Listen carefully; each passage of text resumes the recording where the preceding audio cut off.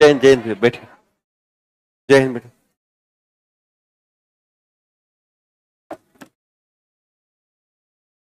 चलिए, कैसे आप लोग? बढ़िया हैं? बैठ। क्या चीज? तो जो हमारे साथ ऑनलाइन जुड़े हैं भैया, ढेर सारा नमस्कार। उम्मीद है कि तैयारी शुरू करते हैं हम लोग। तो अभी हम बातचीत कर रहे हैं कोशिका के बारे में। कल थोड़ा सा परिचय वरिचय हो गया है ना? तो उसी के साथ आगे बढ़ेंगे। कुछ पढ़ के आए हो? पूछे? किरण, आओ आओ आओ। बहुत तेजी से करें, पूछिए। तो सबसे बड़ी कोशिका कौन सी थी? स्पर्म कि एग? अच्छा। और सबसे लंबी? न्यूरॉन। और सबसे सबसे छोटी वुमेन में? आरबीसी, है ना? और मैन में? स्पर्म था, है ना? हाँ, ठीक है। और सबसे बड़ी पूरे पृथ्वी पर? शुतुरमुर्ग का। हाँ, लगभग 24 अंडे के बराबर है उसके। ये जो है मुर्गी का अंडा है। मुर्गी का अंडा भी एकल कोशिका है, लेकिन वो छोटा है। कोई भी अंडा एकल कोशिका ही है, लेकिन दुनिया में सबसे बड़ा अंडा शुतुरमुर्ग का अंडा है ना? उसको खाने में आदमी दो आदमी पेट भर जाएगा। अलग लोग खाता नहीं है, क्योंकि ये सब ऐसी प्रजातियां हैं जिनको संरक्षित किया गया है। तो हाँ, न्यूरॉन यहाँ भी लोग अच्छा बता रहे हैं। और बाकी हम लोगों ने देखा कि दो सिद्धांत दो लोग दिए थे। एक का नाम था मैथियस स्लाइडेन, और एक थे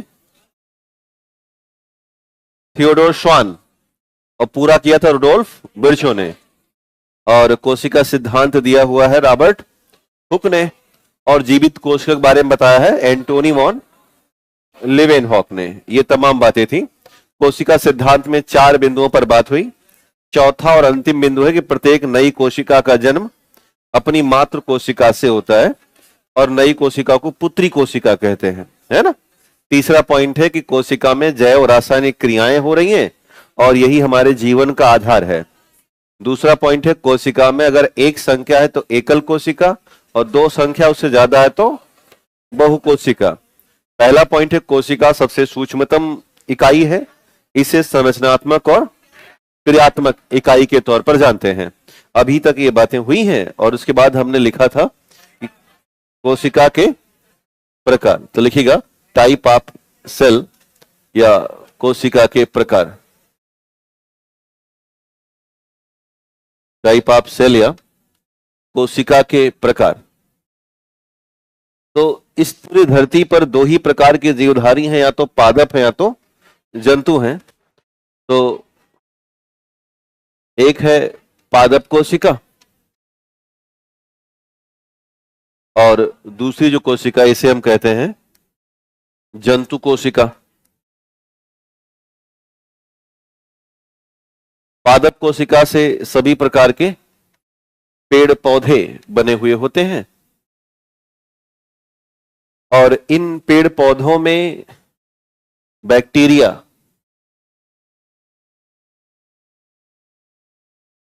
शैवाल,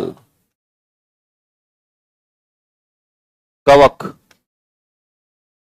और लाइकेन भी शामिल होते हैं। यानी कि इस जानकारी से यह पता चला कि बैक्टीरिया पादप है, ना कि जंतु। किसमें आ रहा है ये? पेड़ पौधों वाले में। तो हमने ये जानकारी ली इस जानकारी से कि जब कवक की चर्चा होगी तो ये पादप कोशिका में आएगा, और जब शैवाल और लाइकेन पे चर्चा होगी तो ये पादप में आएगा। फिर जंतु कोशिका से सभी प्रकार के जो जानवर बने हैं, सभी प्रकार के जो जंतु हैं, ये इसी में शामिल हैं। अब इसमें पक्षी भी हैं, है ना? इसमें पशु भी हैं, इसमें मनुष्य भी हैं, आदि यहां लिख देते हैं। तो ये मुख्य तौर पर जंतु कोशिकाओं के संदर्भ में कही गई बात है। तो पादप कोशिका में सभी प्रकार के पेड़ पौधे, तो आम, महुआ, नीम, पीपल, बरगद कहां से होंगे? पादप कोशिका से। लेकिन अब कंफ्यूजन वहां पर आ जाता, किस पर? बैक्टीरिया पर, शैवाल पर तो हम लोगों ने क्लियर कर लिया। आपसे पूछा जा सकता है कि बैक्टीरिया पादप है कि जंतु, तो पादप की तरफ जाना है ना। दो ही तरह से विभाजन है। इस बायोलॉजी के आज से अब आपको चित्रों की दुनिया में ले जाना पड़ेगा। अभी तक जो बायोलॉजी पढ़ रहे थे ये बिना चित्र के समझ में आ रही थी, आज से बिना फिगर के बायोलॉजी समझ में नहीं आएगी। यही वजह था कि मैंने इसे लिखाने का व्यवस्था बनाया, कारण कि चित्र जो मार्केट के आते हैं वो समझ में उतने नहीं आते जितने कि आने चाहिए। तो अध्यापक का अपना कार्य है कि वो खुद से चित्र बनाए और छात्र भी खुद से चित्र बनाए और समझ को मजबूत करें। तो आज से यही कहानी चलेगी। तो हम दोनों चित्र समझते हैं, जंतु कोशिका का भी और पादप कोशिका का भी। तो आपके पास जो जगह है वहीं से बनाना शुरू कीजिएगा। एक अपनी कॉपी में दो हिस्सों में डिवाइड कर लेना थोड़ा सा ऐसे, और इधर हम लोग बनाएंगे पादप कोशिका,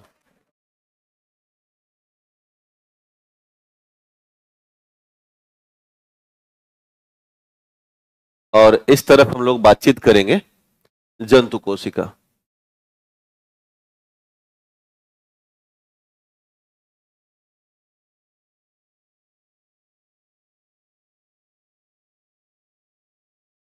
हमारे साथ ही खींचते चलिएगा तो बहुत देर नहीं लगेगा बनाने में और आप समझ जाएंगे। ये किसी पादप कोशिका की बाउंड्री लाइन है और ये किसी जंतु कोशिका की बाउंड्री लाइन है। पादप कोशिका की बाउंड्री लाइन दो भागों में बटी होती है, यानी कि एक ऊपर और एक उसके ठीक नीचे होती है।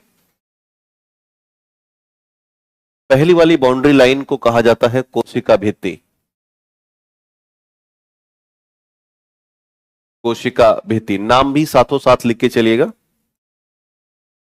और जो दूसरी वाली बाउंड्री लाइन दिख रही है इसे कहते हैं कोशिका झिल्ली।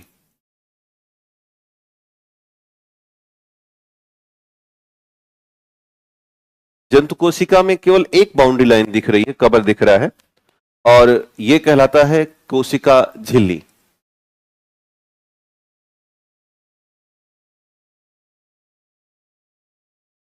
अंग्रेजी भाषा में इसे मेम्ब्रेन कहते हैं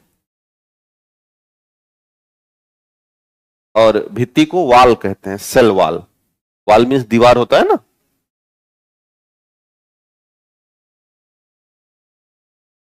तो ये दो बाहर के आवरण दिखे। जब हम थोड़ा और भीतर चलेंगे तो पादप कोशिका में एक ऐसी बड़ी सी रचना दिखाई देगी जिसमें पानी भरा हुआ होता है, और यह कहलाता है रिक्तिका या रसधानी। इसे रिक्तिका या रसधानी कहते हैं। अगर यही चित्र हम जंतु में खोजने का प्रयास करें, यहां बड़ा नहीं दिखेगा, यहां पर ये छोटा छोटा, लेकिन इनकी संख्या एक नहीं बल्कि कई होगी। इस तरह से इनकी संख्या ज्यादा होगी। तो इसे भी हम कह सकते हैं कि ये क्या है, रसधानी है, यानी कि रिक्तिका है। और यहां भी रासायनिक तौर पर पानी ही भरा हुआ है। जैसे वहां पानी भरा है वैसे इधर भी पानी भरा, लेकिन हाँ यहां पर आकार बड़ा सा दिखेगा और उधर आकार बहुत छोटे छोटे दिखेंगे। अब थोड़ा और अगर ढूंढें इसमें कि और क्या दिखेगा, तो बिल्कुल कोने की तरफ यहां पर एक चित्र दिख रहा है जिसे केंद्रक या न्यूक्लियस कहा जाता है। यह हिस्सा कहलाता है केंद्रक, अथवा इसे हम न्यूक्लियस के नाम से जानते हैं। यही केंद्रक अगर हम जंतु कोशिका में ढूंढने का प्रयास करेंगे तो ये बिल्कुल बीचों बीच पे यहां दिखाई देगा। देख रहे हैं अंतर? पादप कोशिका में बिल्कुल किनारे पे दिख रहा है और जंतु में बीचों बीच पर। तो ये भी कहलाएगा केंद्रक। यहां तक बनाइए, बन जा रहा है ना? हाँ, बहुत आसान है, कोई दिक्कत नहीं है।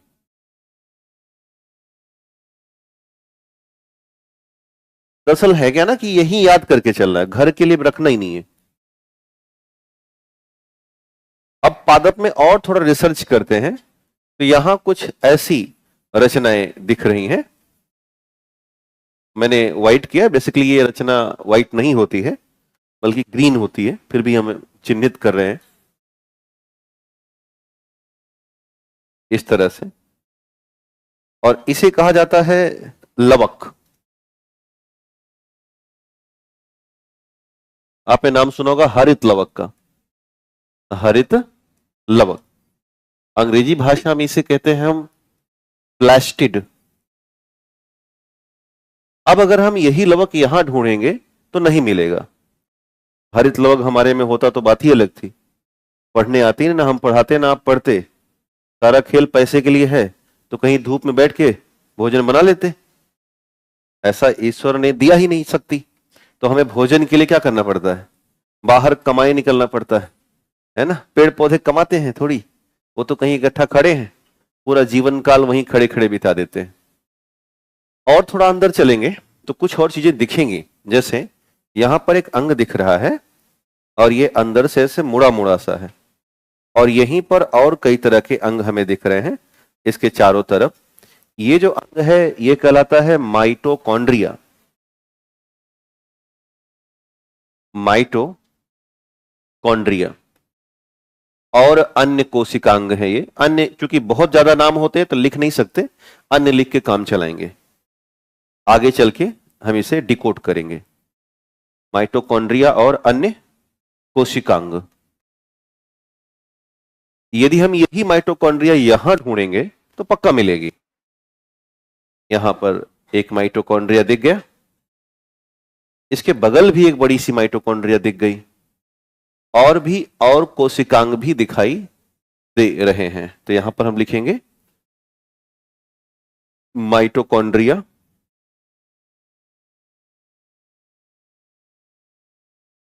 व अन्य कोशिकांग। माइटोकॉन्ड्रिया व अन्य कोशिकांग। और थोड़ा सा भीतर देखें कि और क्या इसमें दिख सकता है जो हमारी मदद करे समझने में। तो यहां पर बिल्कुल कुछ गाढ़ा द्रव भरा हुआ है इस तरह से, वही गाढ़ा द्रव यहां भी भरा हुआ है। तो मैं इसे लगभग गुलाबी रंग में दिखा रहा हूं, आप जो पेन से लिख रहे हैं उसी से बनाते रहिए।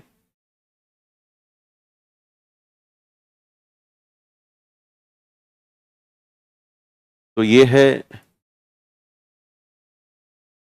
गाढ़ा द्रव, और इसे कहा जाता है कोशिका द्रव्य। कोशिका द्रव्य अंग्रेजी भाषा में कहते हैं साइटोप्लाज्म। ये भी हम यहीं से लिख दे रहे हैं कि ये जो द्रव भरा है वो गाढ़ा द्रव है और कोशिका द्रव्य साइटोप्लाज्म है। तो इस तरह से दोनों कोशिकाएं बन चुकी हैं। इसी पर आधारित होकर पूरा टॉपिक है, चित्र पे ही। तो मुझे नहीं लगता कि आपको बनाने में कोई मुश्किल आई होगी। हमारे साथ चले होंगे तो आसान होगा। क्या कुछ अंतर महसूस कर पा रहे हैं दोनों में? लगभग 3-4 अंतर तो दिखाई दे रहा है। तो अब अपने एग्जाम में यहां से सवाल बनता है कि what is the difference between plant cell and animal cell. जंतु कोशिका और पादप कोशिका में क्या अंतर महसूस करते हैं आप? कैसे सिद्ध करेंगे कि कोई पादप कोशिका, कोई, हमने एक झटके से कह दिया ना कि बैक्टीरिया पादप है, एक झटके से बोल दिया गया कि भाई जो कवक है यानी कि फंगस है वो पादप है, तो कुछ तो बात होगी ना उसके भीतर। तो ये फिगर सबका बन गया। कोई ऐसा है जो छूटा हुआ है अभी? भैया ये जो ऑनलाइन छात्र हमारे हैं, लाइसोसोम, हाँ लाइसोसोम बनाएंगे अभी। ये जो अन्य कोशिकांग लिखा हुआ है ना उसी में सब शामिल है, क्योंकि यहां बना देंगे तो बहुत ट्रैफिक हो जाएगा, फिर उसी में आप घांच पांच कर दोगे। घांच पांच जानते हो? मिक्स कर देना, कोगुलेट कर देना, तो मिक्स नहीं करना ना। तो कोशिकांग और अन्य, माइटोकॉन्ड्रिया और अन्य कोशिकांग में ये सारी बातें शामिल हैं। तो अब जरा अगर अंतर एक बार देखते हैं दोबारा, तब तक आप लोग बना भी लीजिएगा। पहला अंतर ये दिख रहा है कि इसमें दो कबर है, एक वाल और एक झिल्ली। इसमें वाल, पहला अंतर समझ में आया। दूसरा देखते हैं, यहां पर लवक दिख रहा है, यहां कहीं ढूंढने पर ये लवक गायब है। तीसरा, इसका केंद्रक किनारे पर है, इसका केंद्रक बीच में है। चौथा यहां पर एक माइटोकॉन्ड्रिया, यहां पर, यानी इसमें कम और इसमें ज्यादा, ऐसे कई सारे अंतर हैं। और मैं चित्र में एक और बात समझा देता हूं। इसके भीतर जब हम भोजन की तलाश करेंगे तो यहां पर हमें दो चीजें मिलती हैं, एक मिलता है वसा और एक मिलता है स्टार्च। क्या मिलेगा? वसा और स्टार्च भोजन के तौर पर मिलेगा। और यदि हम किसी जंतु कोशिका के भोजन की तलाश करेंगे तो यहां मिलता है वसा और प्लस में मिलता है ग्लाइकोजन। पढ़े हो? याद आ रहा है? ग्लाइकोजन हमारी यकृत की कोशिकाओं में स्टोर हो जाता है। तो अगर हम किसी जानवर को खान करके और उससे ऊर्जा हासिल करने का प्रयास कर रहे हैं तो हमें क्या मिलेगा? वसा और ग्लाइकोजन। और यदि हम किसी पादप को खा के ऊर्जा हासिल करने की कोशिश करेंगे, वसा और स्टार्च मिलने की कोशिश होगी। स्टार्च भी एक प्रकार का पॉलीसैकेराइड है, पता है ना, और ग्लाइकोजन भी एक प्रकार का पॉलीसैकेराइड है। लेकिन स्टार्च केवल प्लांट में मिलता है और ग्लाइकोजन केवल एनिमल में, है ना। वहां पर आपने पढ़ा है, जो इससे पहले हम लोगों ने पढ़ा, कार्बोहाइड्रेट नामक टॉपिक। तो उम्मीद करता हूं कि अब आपका चित्र बन गया होगा। बढ़ा जाए? पीछे हो गया भैया सब? चलिए, तो अब एक हम ग्राफ बना रहे हैं और उसी के माध्यम से अंतर महसूस करेंगे। जैसे मान के चलिए हम दो हिस्सों में बांट लेते हैं इसे। यहां हम लिख देते हैं पादप कोशिका, आप भी बांट लीजिएगा, आधे पेज में बांटिएगा, ज्यादा अंदर तक मत खींच दें, नहीं तो बाद में फिर कहोगे कि बताए नहीं। केवल कितना जाएगा? आधा पेज। तो हाँ, पूरा पन्ना खींच दोगे और बाद में हम 4-5 लाके छोड़ देंगे। अगर पन्ना खराब जाएगा फिर नया मन में गुस्सा आती है। ये है जंतु कोशिका और ये है कोशिका के भाग। कोशिका के भाग मैं एक एक करके लिखूंगा और आपसे ही पूछूंगा, आप जरा बताओ कि दोनों में क्या अंतर है। जैसे अगर हम बात करें कोशिका भित्ति के बारे में, तो क्या आपको पादप कोशिका मिल रहा है? लिखेंगे हाँ। क्या लिखेंगे? और कैसी परत है? प्रथम परत है ना ये, सबसे ऊपर कौन मिला? भित्ति। क्या जंतु कोशिका में है? क्या लिखेंगे? नहीं। आइए बढ़ चलते हैं, दूसरी बात पूछते हैं। क्या कोशिका झिल्ली पर अगर बात की जाए तो आपको पादप कोशिका में दिख रही है? परत कौन सी है? लिखेंगे हाँ। और परत कौन सी है? दूसरी। तो लिखिएगा दूसरी परत है। अच्छा, जंतु कोशिका में दिख रही है झिल्ली? लिखेंगे हाँ। और एकमात्र परत। और बढ़ लेते हैं।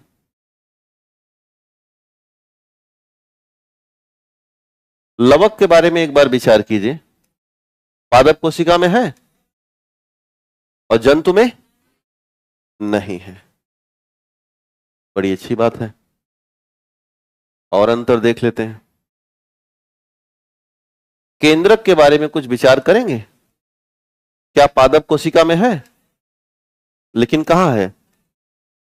ईज या किनारों पर। और जंतु कोशिका में बिल्कुल बीच में। बिल्कुल, ये तो वही हो गया ना कि चित्र में 10 अंतर ढूंढो, आता है ना पेपर में कि इन दोनों चित्रों में आप 10 अंतर ढूंढिए। तो हम लोग बस खाली 10 अंतर ढूंढ रहे हैं और बड़ी मजे की बात है कि सवाल यहीं से बना लेते हैं वो। और देख लेते हैं भाई, माइटोकॉन्ड्रिया की हालात देख ली जाए।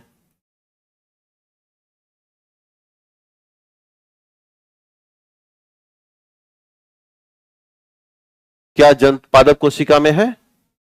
लेकिन कम संख्या ना, एक नहीं कहेंगे, हम कम संख्या कहेंगे। वहां 2 भी हो सकती है, यहां 4 भी हो सकती है। हम तुलना कर रहे हैं दोनों से, तो उसमें कम और इसमें, तो हाँ लिखिएगा संख्या में ज्यादा।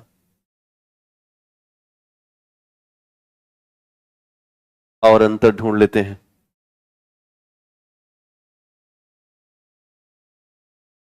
भोजन जो कि स्टोर है, बताना। पादप में क्या है? स्टार्च और वसा, और यहां पर वसा और ग्लाइकोजन। ग्लाइकोजन, बड़ी अच्छी बात है। लाइसोसोम के बारे में देखते हैं, जो आपको नहीं पता है। हाँ भाई, सारा थोड़ी लिखा देंगे उसमें, इसमें लिखाएंगे ना हम। तब आप ही बताओगे तो हमारा रोल कहां से आएगा? ये तो ऊपर वाला सब आप बताए हो ना, हम तो बताया नहीं है कुछ। थोड़ी देर पहले हम ही बताए हैं, उसके बाद आप बता रहे हो। लाइसोसोम लिखेगा, लिखिएगा बहुत रेयर। रेयर जानते हो ना? बहुत कम या बहुत ही रेयर पाया जाएगा। यहां लिखिएगा पाया जाता है, पाया जाता है। इसके बाद लिखिएगा राइबोसोम।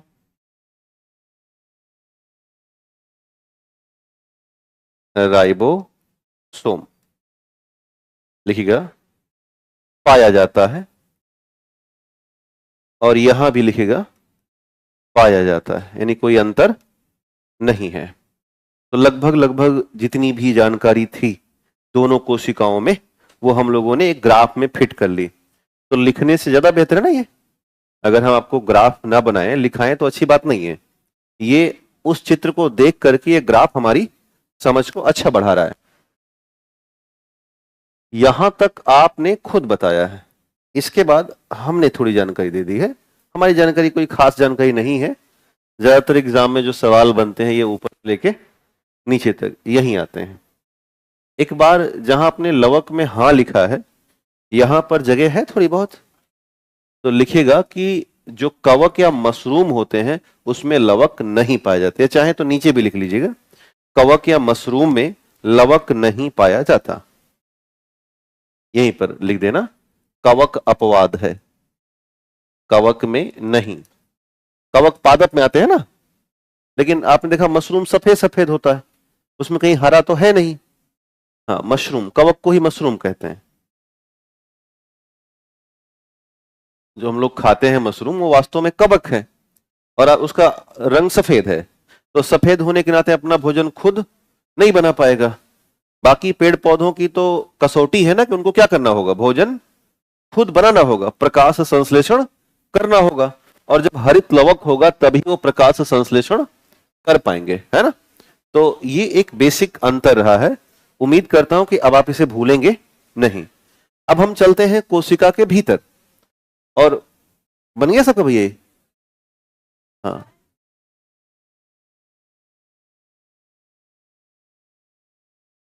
एंटरटेन कम किया करो, कोशिश किया करो साथ में लिखो। हमें बिल्कुल पता चल जाता है कि अब आप एंटरटेन करने का प्रयास कर रहे हो कि वास्तविक तरीके से, है ना। तो दोनों स्तर को हम, दिन भर हमारा यही काम है भैया, सुबह से लेके शाम तक आप ही जैसे लोग हमें मिल रहे हो, तो हम आपका चेहरा पढ़ के बताते हैं कि आपकी हालात क्या है। हाँ, अच्छा, राजधानी वाला नहीं बताया गया ना। हाँ, एक और लिख दो। हाँ, एक, हाँ यहाँ पे लिख लो और बढ़ा लो। हाँ देखो, बहुत शानदार सवाल उठाया इन्होंने। ऐसे कर देना, रसधानी। ऐसे जगह बची थी जगह, लिखिएगा केवल एक और बड़ा आकार, केवल एक और बड़ा आकार, केवल एक और बड़ा आकार। और इसमें अधिक संख्या और आकार कैसा होगा? छोटा। अधिक संख्या और आकार छोटा हो जाएगा। अधिक संख्या और आकार छोटा, अधिक संख्या और आकार छोटा। और देख लेना भैया, कहीं छूट तो नहीं रहा कुछ और है? नहीं, उस चित्र में चेक करो एक बार जो आपने बनाया है, आपको लगता हो तो जरूर बताइए। हो गया ना? अब हो गया। अरे पगलवा, राजधानी तो लिखाए हैं। चलो, अब एक बार चित्र को दोबारा देखो, या आपने जो बना है अपना चित्र दोबारा। दोनों में है तो अंतर देखना है ना, दोनों में दिख रही है वो तो, हमें ये देखना है कि दोनों में कौन सा अंतर है। जब जैसे अब जो राइबोसोम लिखा गया उससे कोई मतलब निकला, पाया जाता है और पाया जाता, हो गया। एक बार चित्र को अच्छे से देखना जी भर के, बाद में मत करक दिखाया नहीं, क्योंकि अभी आपसे उठा के पूछेंगे, तो जी भर के देख लिया आपने, चलिए अच्छी बात है। अब लिखिएगा हेडिंग कोशिका की संरचना, लिखिएगा हेडिंग कोशिका की संरचना, कोशिका की संरचना।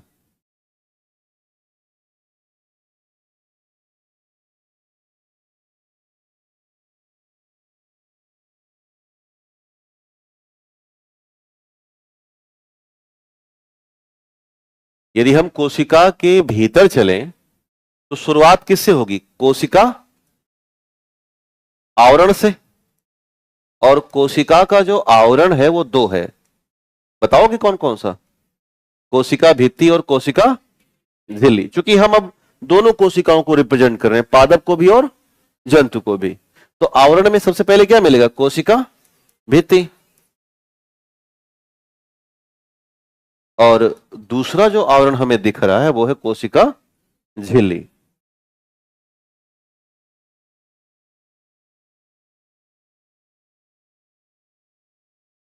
ये वाला चित्र आप समझते रहिएगा, ये पादप कोशिका है और इसमें ऊपर क्या हो गया? भित्ति, और नीचे क्या हो गया?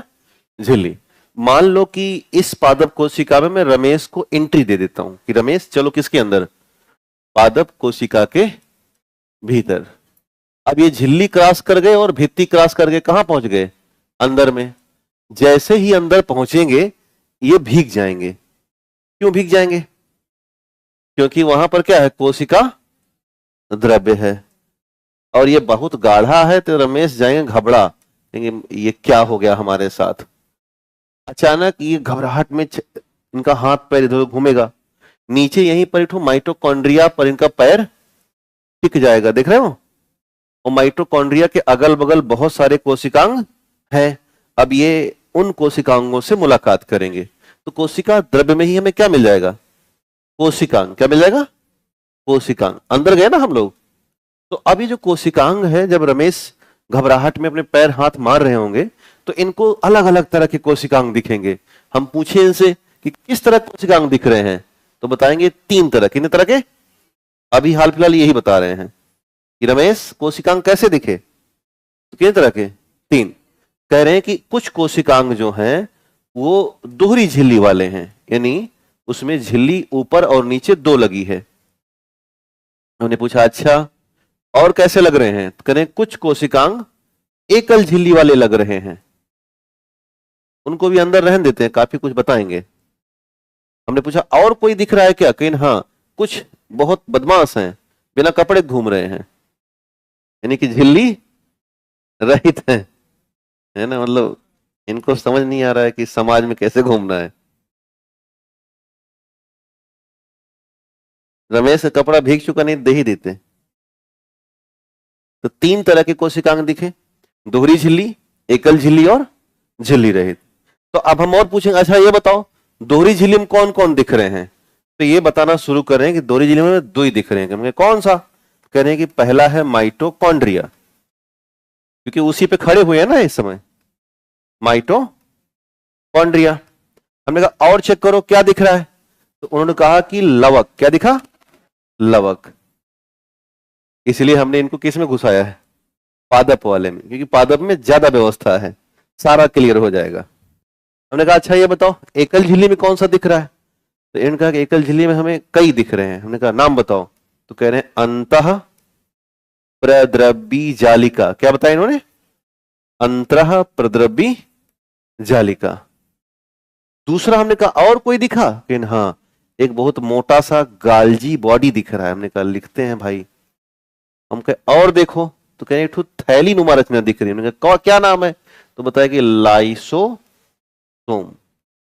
तो इन्होंने 3 ऐसा बता दिया जो एकल झिल्ली में। हमने कहा और देखो, जो बिना कपड़े घूम रहे उनको पकड़ो जरा। तो कह रहे हैं कि एक ठो घूम रहा है राइबोसोम, बार बार आके मांग रहा है कि अपना शर्ट हमें दे दो। एक दिखा सेंट्रोसोम। ये पैंट मांग रहा था, कह रहा है कि अपना पैंट हमें दे दो। सेंट्रोसोम। ये कैसे हो गए? बिना झिल्ली के। तो इन अंगों से बातचीत करते कराते इन्होंने पूरी व्यवस्था बता दी। हमने कहा यार और कुछ हो सकता है, कहीं हाँ बहुत कुछ दिख रहा है। तो और अंदर गए, हमने कहा थोड़ा किनारे जाके देखो। यहां पे जब गए तो एक ठो इनको क्या मिल गया? केंद्रक। तो बताया कि और लिख लो। हमने कहा लिख लेते हैं। तो क्या दिखा? केंद्रक। हमने कहा एक काम करो, बताइए। केंद्रक तोड़ो, केंद्रक के अंदर घुसो। तो जब अंदर गए तो केंद्रक में इनको दिखा गुणसूत्र। क्या दिख गया? गुणसूत्र। हमने कहा और ढूंढो, तो इनको मिल गया डीएनए। हमने कहा एक और कुछ होगा, तो कह लिया आरएनए।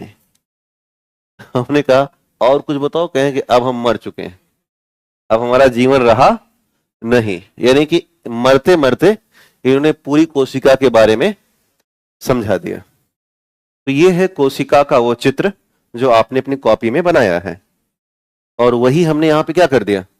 डिजाइन कर दिया। आपके चित्र में ये सब नहीं दिख रहे। कौन से? क्योंकि वहां पर हमारे पास जगह नहीं है, तो हमने यहां पर लिख लिया। तो कुल मिला के एकल झिल्ली 2 है, सॉरी दोहरी झिल्ली 2 है, एकल झिल्ली 3, और बिना झिल्ली के तो 3 2 5 2 7, और 2 यहां पर है, कोशिका भित्ति और झिल्ली। तो 7 2 9, कोशिका द्रव्य है 9 1 10, केंद्रक 1 11, गुणसूत्र 12, डीएनए 13, आरएनए। कुल 14 ऐसे पॉइंट हैं जिनको अगर हम पढ़ लें तो कोशिका से बाहर सवाल नहीं आएगा। तो इनको हम एक एक करके क्या करेंगे? पढ़ना शुरू करेंगे, है ना। तो नंबरिंग कर लेते हैं पहले। 1 2, ये हो गया 3 4। तो नंबर 1 डाल दीजिएगा, कोशिका भित्ति।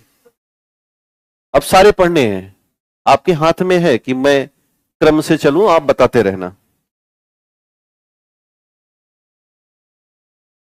अभी देखना, आज और कल में हम लोग पूरी बायोलॉजी की सबसे टफेस्ट पार्ट को बहुत इजीली क्रॉस कर जाएंगे।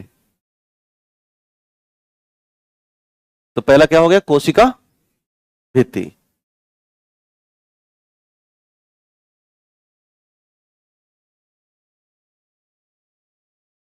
यदि मैं आपसे कहूं कि इसके बारे में थोड़ा परिचय दीजिए, तो शायद आप यही कहोगे कि यह केवल कहां पाई जाती है। तो लिखिए पहला पॉइंट, यह केवल पादप कोशिका में पाई जाती है।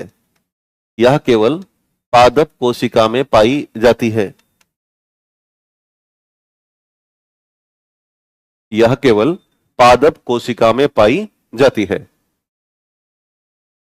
नंबर 2 लिखिएगा, निर्जीव होती है, इसमें जीवन नहीं है। नंबर 2 लिखिएगा, निर्जीव होती है।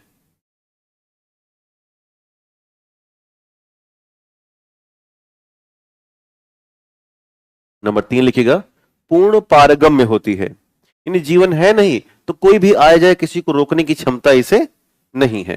पूर्ण पारगम्य, पारगम्य मतलब आर पार हो जाना। पूर्ण पारगम्य होती हैं। पूर्ण पारगम्य होती हैं। क्लियर? तो 3 परिचय हमने इसे दे दिया। नीचे एक नोट लिख दीजिएगा, लिखिएगा अलग अलग पादपों में, अलग अलग पादपों में, अलग अलग पादपों में अलग रसायनों की कोशिका भित्ति बनी होती हैं। अलग अलग पादपों में अलग रसायनों की कोशिका भित्ति बनी होती हैं। अलग अलग पादपों में अलग रसायनों की कोशिका भित्ति बनी होती हैं। यानी कि ये पूछ सकते हैं कि ये बताओ कि महुआ का पेड़ है, इसकी कोशिका भित्ति किससे बनी है। दूसरा पूछ सकते हैं कि शैवाल है, इसकी कोशिका भित्ति कहां से बनी है। तो आमतौर पे महुआ के पेड़ का नहीं पूछते, वो लोग किसका पूछते हैं? शैवाल और बैक्टीरिया के चक्कर में इतना परेशान करते हैं, कारण कि लोगों का ध्यान बैक्टीरिया शैवाल पर कम जाता है। ये छोटे छोटे जीवधारी जो हैं सवाल बना के नंबर खींच आते हैं, है ना। तो मैं एक एक करके सब पर बताऊंगा। जैसे अगर पहला एग्जांपल लूं तो जैसे मान लो कि आम है, महुआ है ना, नीम का पेड़ हो गया, तो ये सारे बड़े आकार कैसे हो गए? बड़े आकार के जो पादप हैं, इनमें जो कोशिका भित्ति बनी होती है वो बनी होती है सेलुलोज। किससे बनी है? आपको क्या याद आ रहा है कि सेलुलोज एक संरचनात्मक कार्बोहाइड्रेट है और सभी पेड़ पौधे किससे बने हैं? क्लियर हुआ? दूसरा अगर आपसे सवाल करें, ये जरा बताओ कि लिखते रहना कॉपी में, वेट मत किया करो, कि शैवाल की कोशिका भित्ति, तो आप यही कहेंगे सेलुलोज। क्या कहेंगे? सेलुलोज। मान लो कि कहेगा अच्छा ठीक है, तीसरा बताओ, ये जो कवक है यानी मशरूम, ये भी तो पादप है। तो कवक या मशरूम यदि पादप है तो इसकी कोशिका भित्ति, तो हम लोग कहेंगे काइटिन। क्या कहेंगे? मिला था काइटिन। हाँ, तो दो एक तरीके से हम लोग दोहरा ले रहे हैं। अब एक और आपने लिखा है, बैक्टीरिया भी तो क्या है? पादप है। तो अब उसने पूछ लिया कि जरा ये बताओ कि बैक्टीरिया की कोशिका भित्ति किससे बनी है? तो हम लोग कहेंगे पेप्टाइडो ग्लाइकॉन। क्या कहेंगे? पेप्टाइडो ग्लाइकॉन। ये थोड़ा कठिन लग सकता है, लेकिन घबराइएगा नहीं, इसे एक और नाम से जानते हैं पेप्टाइडो ग्लाइकॉन को। इसे कहा जाता है न्यूमेरिक अम्ल। क्या कहेंगे? न्यूमेरिक एसिड या न्यूमेरिक अम्ल। तो दोनों नाम लिख दीजिएगा, पेप्टाइडो ग्लाइकॉन या न्यूमेरिक अम्ल। पेप्टाइडो ग्लाइकॉन या न्यूमेरिक अम्ल। पेप्टाइडो ग्लाइकॉन या इसको थोड़ा ब्लॉक करो तो। कौन जा रहा है? आशुतोष कुमार सिंह। उसको पूरी तरह से ब्लॉक कर दो। गाली वाले शब्द लिख रहा है ना, ऐसा ब्लॉक करो दोबारा कभी ब्लॉक अनब्लॉक हो ही ना पाए। ठीक। और देखो जरा इसमें चेक करो, मैं अक्सर किसी को ब्लॉक नहीं कराता जब तक कि वो गाली ना लिखे, तो वो लिख चुका है। ये आपको शक्ति दी गई है लिखने की, है ना। इसको बोलते हैं अभिव्यक्ति की आजादी। लेकिन आपकी आजादी वहीं तक है जब तक कि आप दूसरे की आजादी छीने नहीं, है ना। सर ने पढ़ाया होगा। तो अब ये छीन चुके हैं, अब छीन चुके हैं तो क्या किया जाए? इनकी आजादी छीन ली जाए। हाँ। क्या भैया? अच्छा, बीपीएससी में ऐसे नहीं मिलते। जैसे बीपीएससी की जो क्लास चलती है, मिलते हैं, मतलब आपस में थोड़ा बहुत लड़ जाएंगे, बाकी इस लेवल तक नहीं जाते हैं। जैसे मैं आपको अनुभव बताऊं कि एक बैच पूरी क्लास हो गई, हमने सिंगल व्यक्ति को ब्लॉक नहीं करवाया। ये विगत 3-4 महीनों में पहले व्यक्ति हैं ये जो मैं ब्लॉक कराना पड़ रहा है, क्योंकि अब इनके लिए मुश्किल जाएगा ना। खाली पढ़ पाएंगे, पढ़ तो पाएंगे ना, खाली पढ़ पाएंगे ना। हाँ ठीक, तब ठीक। पढ़ाई मत छीनना, पैसा दिए ना। हाँ, वो बन गया ये सारा। अब लिखिए नोट नंबर 2, नीचे को नोट डाल देना। लिखिएगा कोशिका भित्ति का मुख्य कार्य। कोशिका भित्ति का मुख्य कार्य। कोशिका भित्ति का मुख्य कार्य। कोशिका भित्ति का मुख्य कार्य पेड़ पौधों को दृढ़ता प्रदान करना है। पेड़ पौधों को मजबूती या दृढ़ता प्रदान करना है। पेड़ पौधों को मजबूती या दृढ़ता प्रदान करना है। पेड़ पौधों को मजबूती या दृढ़ता प्रदान करना है। पेड़ पौधों को मजबूती या दृढ़ता, दृढ़ता जानते हो ना, स्ट्रेंथ। जैसे अगर मैं आपसे कहूं कि पेड़ मजबूत है कि मानव? पेड़ मजबूत है ना। आप किसी मानव को ऐसे पकड़ के दबा सकते हो, पिचक जाएगा। और एक आध दिन किसी आम के पेड़ को दबाने का प्रयास करना, है खुद ही हाथ उखड़ के दूसरी जगह पड़ेगा। यानी कि अगर सवाल कराया जाए कि पादप कोशिका मजबूत की जंतु कोशिका? पादप कोशिका। Reason cell wall. क्या रीजन? Cell wall. अच्छा ये बताओ कि बैक्टीरिया मजबूत कि हम? बैक्टीरिया।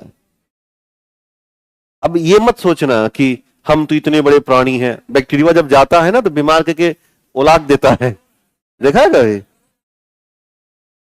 कितना भी बड़े दरोगा निकलोगे, बैक्टीरिया अगर आ गया तो हल्का में जा नहीं पाओगे। फोन करोगे आज दरोगा बीमार है ना। तो बेसिकली पादप कोशिकाएं या सेल वॉल वाली कोशिकाएं ज्यादा मजबूत हैं।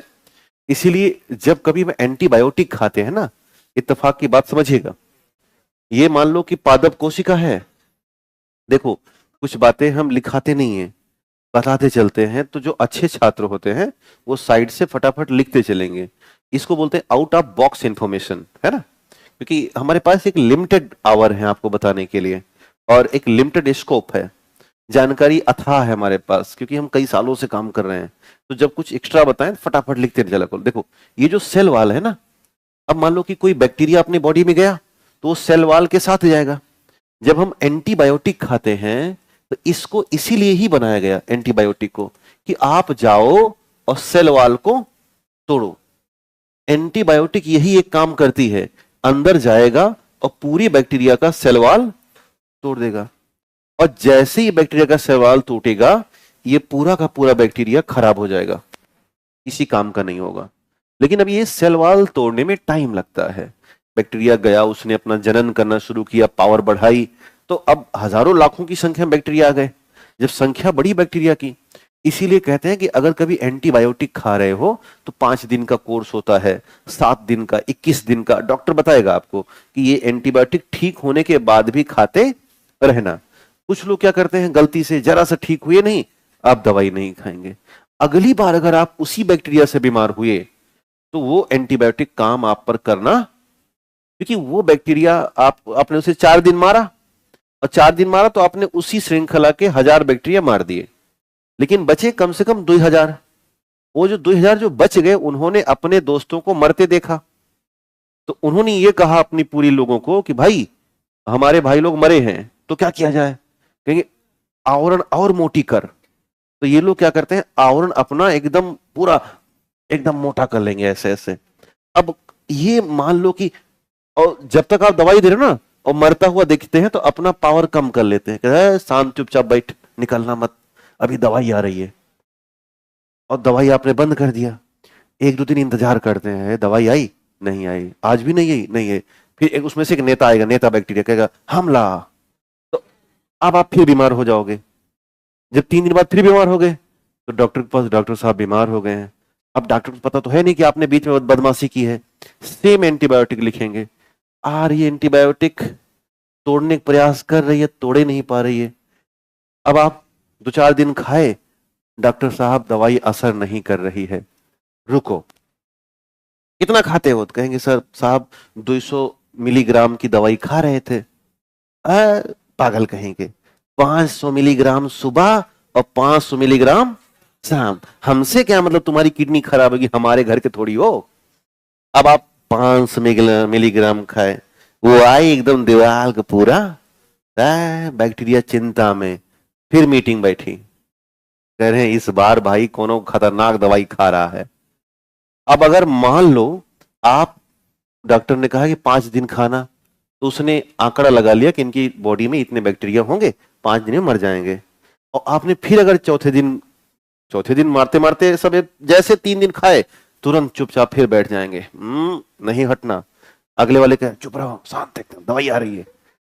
और अगर आपने फिर बीच में बंद कर दिया तो अगली बार आपको खाना पड़ेगा मिलीग्राम, समझ रहे हैं, 700 मिलीग्राम। तो अब लेकिन ये असर बॉडी पे जा रहा है ना, इसको बोल रहे हैं अभी प्रेजेंट टाइम में सुपर बग। क्या बोलते हैं, सुपर बग, यानी कि जो बैक्टीरिया दवाई के आधार पर अपनी पावर बढ़ा ले और उस पर दवाई का असर होना बंद हो जाए, ये मोटी दीवार वाले बैक्टीरिया कहलाते हैं सुपर बग। आपको पता है पूरे दुनिया में सबसे ज्यादा सुपर बग भारत में पाए जाते हैं। 12 सबसे खतरनाक सुपर बग हैं, जिनमें से एक है ट्यूबरकुलोसिस सुपर बग, टीबी वाला। आपको पता है टीबी को हटाने के लिए भारत सरकार बहुत लंबे से प्रयास कर रही है। अच्छा, टीबी हट नहीं रही है, इसका असर WHO के ऊपर जा रहा है। भारत जाता है कि WHO कहता है कि हम बहुत अच्छे राष्ट्र हैं, हाँ कहाँ हो, तुम्हारे यहाँ टीबी है। तो भारत कह रहा है कि हम प्रयास कर रहे हैं, ना ना ना, प्रयास ना कर रहे हो। तो अब ये जो टीबी वाले मरीज हैं बड़े बदमाश, इसलिए भारत में multi drug resistance TB, MDR TB नाम सुना है, बढ़ती जा रही है। तो अब इसने, भारत सरकार ने क्या किया कि हर जिला में टीबी को रिप्रेजेंट करता हुआ एक अलग अस्पताल बना दिया, टीबी अस्पताल। आपने देखा होगा शायद, जिला में दो जिले में, एक जिले में एक टीबी अस्पताल आपको मिलेगा, और उसमें इसीलिए भर्ती की गई है डॉक्टर और कंपाउंडर की कि भाई टीबी का मरीज जानते हो कि हाँ, अभी तो एप्लीकेशन आ गया है, टीबी का ऐप आ गया है, टीबी ऐप। तो उसमें क्या है कि जैसे आप सुबह 8 बजे दवाई खाए, वो कंपाउंडर फिर फोन करेगा, भैया टीबी मरीज, कि हाँ दवाई खा लो, अभी खा रहे हैं, नहीं खा लो प्लीज खा लो, एक तो सेल्फी डाल देना खा के। तो 8 बजे खाया, सेल्फी डाला दवाई खाते हुए, अब इनका काम है टिक कर दो। फिर शाम दोपहर हुई, भैया टीबी मरीज, कि हाँ दवाई नहीं खाए, खा रहे हैं। तो अब सरकार पीछे लगी है इनको क्या खिलाने के लिए, दवाई। अब वो 2-3 महीना ऐसे करेगी, भैया खा लो, अरे खा रहे हैं। तो अब सरकार इसलिए पीछे पड़ी कि आपको प्यार नहीं कर रही, मतलब प्यार तो कर ही रही है सरकार में, सिर्फ तर्कव्यवस्था वाली है, वो इसलिए कह रही है। क्या हो गया, यहां हम टीबी की बात करें, कीड़ा परेशान चल रही। हाँ काट लिया, सांप है, वाह, कौन दरोगा बनोगी बिटिया। जाओ देखो नीतीश जी, ये देखो ये दरोगा बड़ी दरोगा है। कौन क्या है, सांप है।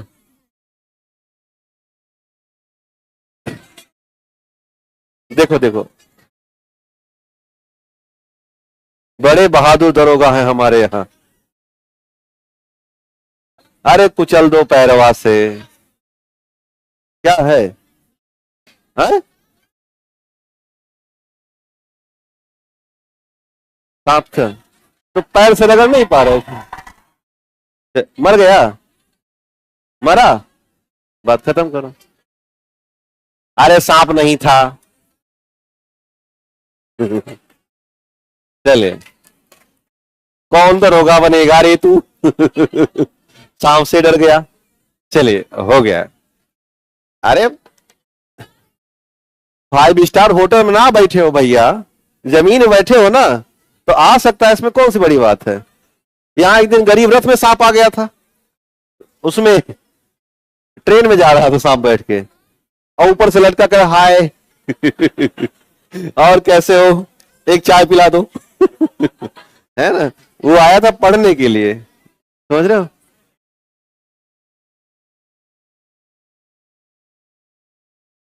हाँ ठीक, चलिए, तो समझ में आया, बैक्टीरिया का मामला क्लियर हुआ।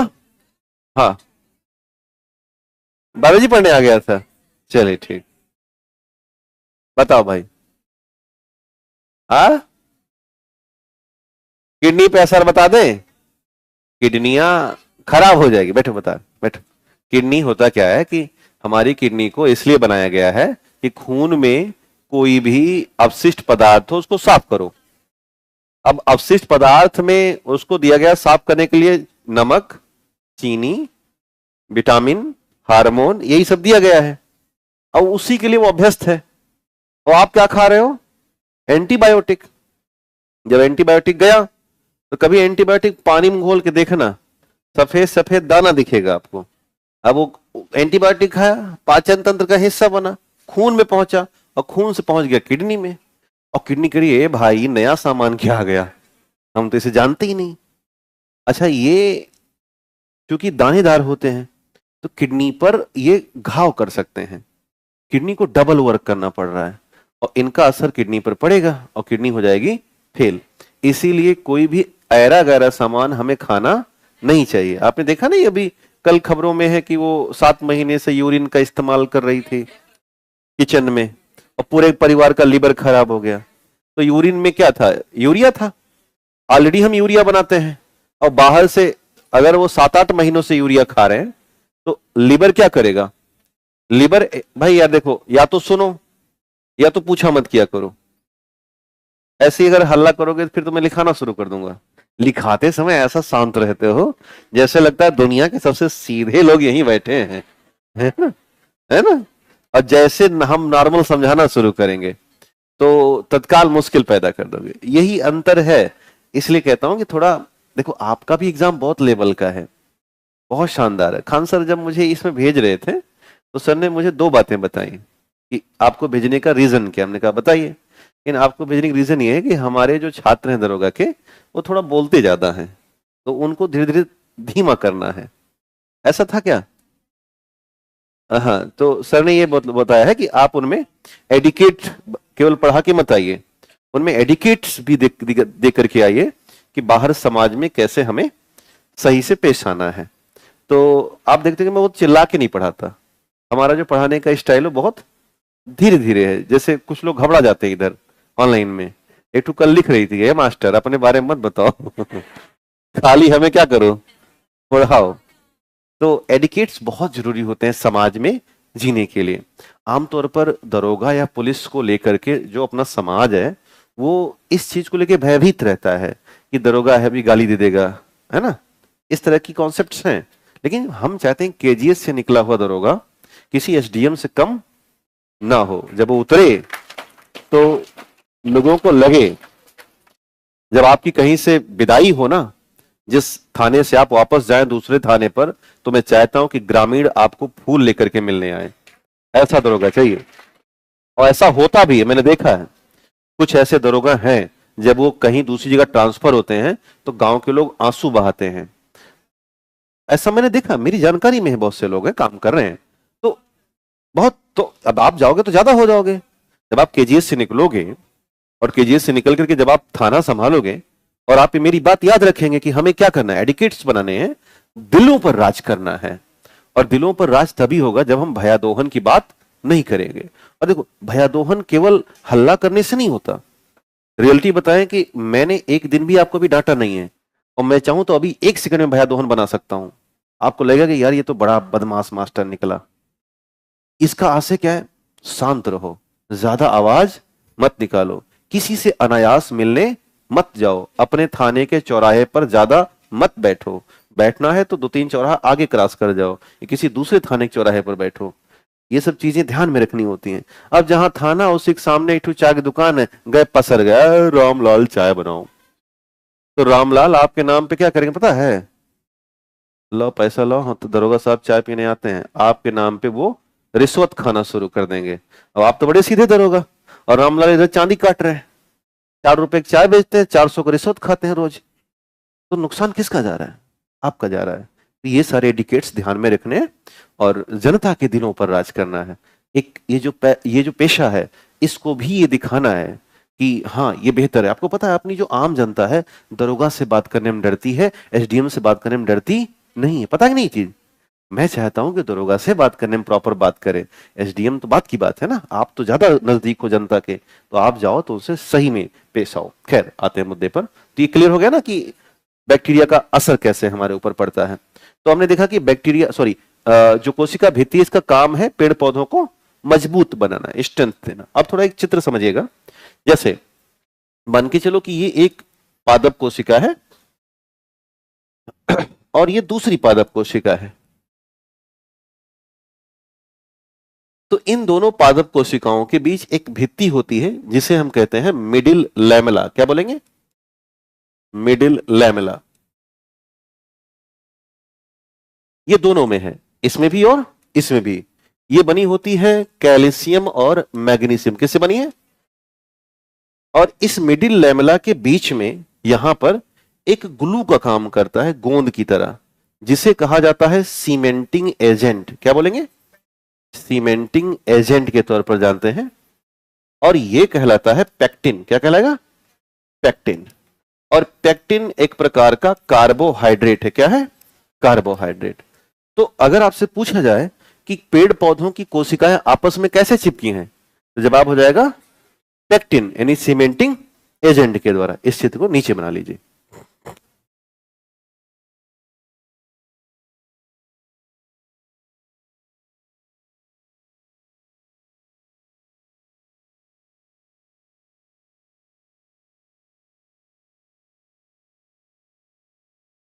दो पादप कोशिकाएं आपस में सीमेंटिंग एजेंट से चिपकी होती हैं, इसीलिए पेड़ पौधे बहुत मजबूत होते हैं।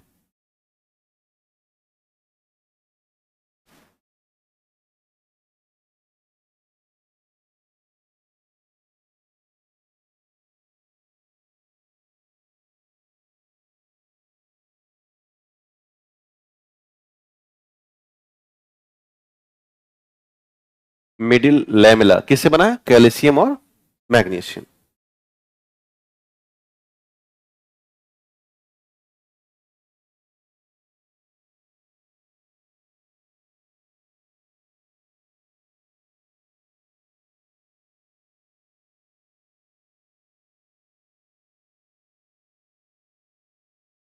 आगे बढ़ा जाए, बन गया सबका?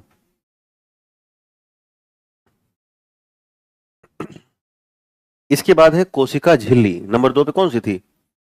कोशिका झिल्ली, नंबर 2 लिखिएगा। अच्छा, इसका परिचय अगर देना हो तो क्या दोगे? तो ये है पादप कोशिका में दूसरे नंबर पर और जंतु कोशिका में पहले नंबर पर। लिखिएगा, पादप कोशिका में, पादप कोशिका में दूसरे लेयर पर और जंतु कोशिका में पहले, फर्स्ट लेयर पर। पादप कोशिका में दूसरे लेयर पर और जंतु कोशिका में प्रथम लेयर पर। दूसरा कहेंगे कि यह जीवित है और यह अर्ध पारगम्य है। वो कैसी थी? पूर्ण पारगम्य थी ना, क्योंकि जीवित है तो किसी को रोकेगी और किसी को जाने देगी। अर्ध पारगम्य, इसीलिए इसमें चयनात्मक गुण, कैसा गुण होगा? चयनात्मक गुण होगा, जिसको चाहेगी उसे रोक लेगी और जिसको चाहेगी उसे जाने देगी। ये काम करेगी जैसे जैसे चाय की छन्नी होती है, चाय को क्रॉस कर दी और चाय पत्ती को रोक ली। जैसे आपका आयोग है, कैसा है? सिलेक्शन आयोग है ना, ये चयनात्मक। जो अच्छा नंबर लाएंगे उनको आगे जाएगा और जो अच्छा नंबर नहीं लगा उसको चाय की पत्ती की तरह रोक लेगा। यही तो हो रहा है कहानी में। जो चाय बन गया वो क्रॉस कर गया और जो चाय की पत्ती रह गया वो छन्नी में रुक जाता है, फिर लौट आता है। तो इसके पास कैसा गुण आ गया? अर्ध पारगम्य। अब नीचे एक नोट डाल दीजिएगा, लिखिए कोशिका झिल्ली रासायनिक रूप में प्रोटीन व वसा की बनी होती है। कोशिका झिल्ली रासायनिक रूप में प्रोटीन व वसा की बनी होती है। क्या आपको याद आ रहा है कोलेस्ट्रॉल? याद आया? हमने कोलेस्ट्रॉल के दौरान समझाया था कि कोलेस्ट्रॉल कोशिका झिल्ली बनाता है और कोलेस्ट्रॉल क्या है? प्रोटीन और वसा। तो देखिए, रासायनिक तौर पर कोशिका झिल्ली रासायनिक तौर पर प्रोटीन और वसा की बनी होती है। कोशिका झिल्ली रासायनिक तौर पर प्रोटीन और वसा की बनी होती हैं। अब लिखिएगा कोशिका झिल्ली के कार्य, वर्क। ये 3 काम कर रही हैं। एक तो करती हैं ये परासरण। क्या करती हैं? परासरण, ओस्मोसिस कहते हैं।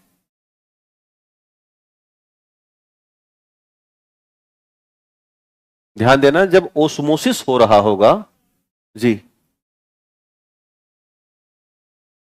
कार्बोहाइड्रेट 1 या 2% होता है, इसलिए वो नगण्य मान के बाहर कर दिया जाता है। आपको 2 ही ध्यान रखने हैं, प्रोटीन और वसा। परासरण, जब परासरण हो रहा होगा, ध्यान देना, तो अधिक सांद्रता से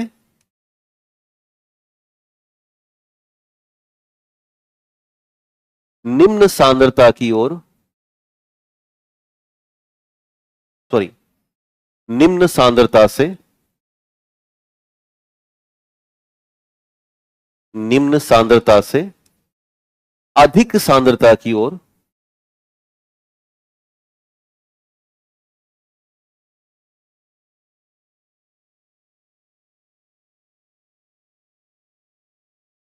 अणुओं का प्रसार होता है।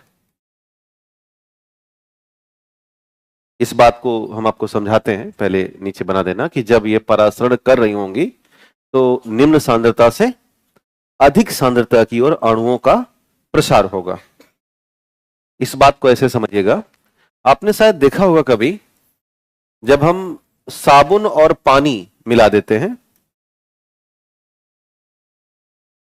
और इसमें बहुत देर तक अपना हाथ भिगो देते हैं और बाहर निकालते हैं तो हाथ में सिकुड़ापन आ जाता है। देखा ऐसे? और बहुत परेशान करेंगे तो सफेद सफेद चमड़ा छोड़ देगा। अगर ज्यादा देर तक, मान लो 2-3 बाल्टी कपड़ा हो गया है और 2-3 घंटा धोना ही है इसे, तो फिर ये स्किन वाइट वाइट निकलनी, इसका मतलब जानते हो क्या है? इसका मतलब ये है कि जैसे ये रमेश का जो हाथ है ये बना है कोशिका से। किससे बना है? और इस कोशिका में है रसधानी। कौन सी है? रसधानी। और इसी रसधानी में भरा हुआ है पानी। अभी क्या है कि रमेश ने एक पानी में हाथ डाला है जो अधिक सांद्रता वाला है, इसलिए इसकी सांद्रता अधिक है, क्योंकि इसमें साबुन भी है। क्या है? साबुन भी है। और ये जो रसधानी का पानी है ये केवल साफ पानी है, तो इसकी सांद्रता क्या है? कम है। तो जब आप अपना हाथ किसी अधिक सांद्रता में डाल देंगे तो आप देखना कि परासरण की क्रिया शुरू हो गई, और परासरण शुरू हो तो निम्न से क्या हो रहा है? यहां पे देखा, निम्न से उच्च की तरफ। तो आपने हाथ इस पानी में डाला तो निम्न से उच्च की तरफ पानी बह गया सारा, और बह गया तो जब आप हाथ निकालोगे तो कोशिका से पानी कम हो जाएगा, और जैसे कोशिका से पानी कम होगा कोशिका सिकुड़ जाएगी। इसीलिए हथवा अपना कैसा हो जाता है? सिकुड़ जाता है। और जब ज्यादा अति कर दोगे तो ये कोशिका, बहुत पानी जब कम हो जाएगा तो मर जाएगी, और जब मर जाती है तो ये चमड़ा कैसा हो गया? सफेद।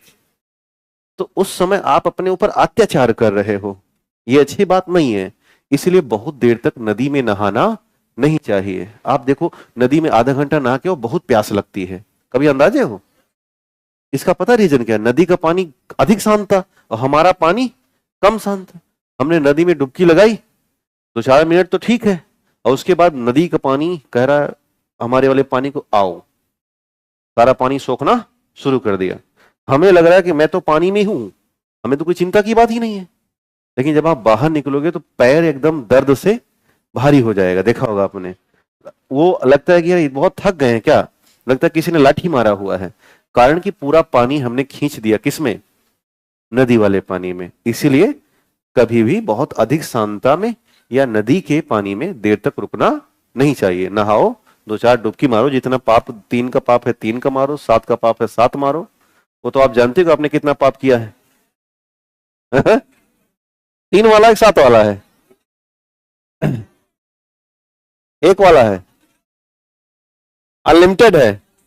अच्छा, गांव में होता क्या है कि जैसे मान लो कि आपके घर के बगल कोई नहाने जा रहा है गंगा जी, तो कहती है ए बहनी हमारे लिए 3 डुबकी मार देना।